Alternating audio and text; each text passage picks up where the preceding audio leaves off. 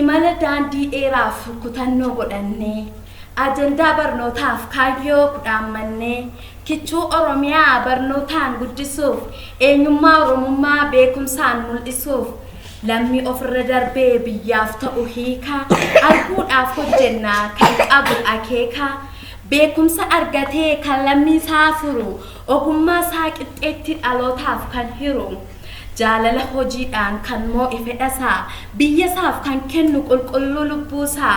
arguudha abjuun kichuu abdii boriif ta'uu barnoota ta'uu hubatee gochuu kan danda'u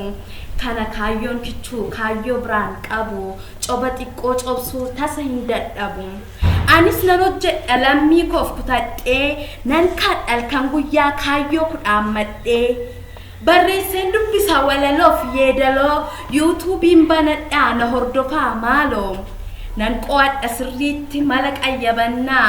waa irraa hubadheen lammii kiyyaaf kennaa isin nu hordofaa ana qofa miti waan beennu ni hirra barsiisna sirriitti kan hin beeknes ni barannaa ni qo'annaa toora warra guddatanii biyya keenya ni dhaamnaa Uummanni Oromoo kan jabana durii hedduu magarseera baafateera firii bu'uura diimokiraasii sirni gadaa keenyaa nutuun beekne malee innumtuu qabeenyaa bara addunyaan kun hedduun baratinii Oromoon beekaadha wal geggeessa ittiinii mala dhahuu beekaa rakkoo isaas hiikaa gaammee irraa ka'ee bulchiinsaaf akeekaa barachaa guddatti daa'imni Oromoo duruma waa hunda umurii irra jirtutti hawaasa isheetiif buusti bu'aa guddaa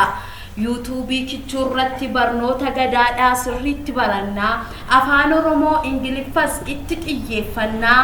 saayinsii herrega hundas ni qo'annaa kalaqa kalaqnee itti wal badhaasnaa walaloo barreessuun yeedalootti baafnaa walaloo barnootaatti hedduu xiyyeeffannaa taphas ni taphannaa afoola guddisnaa taphas ni taphannaa afoola guddisnaa galatoomaa Baba kat gaafa jedhamu kat dabe. Baba ku haletti.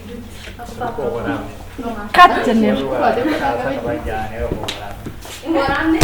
Baba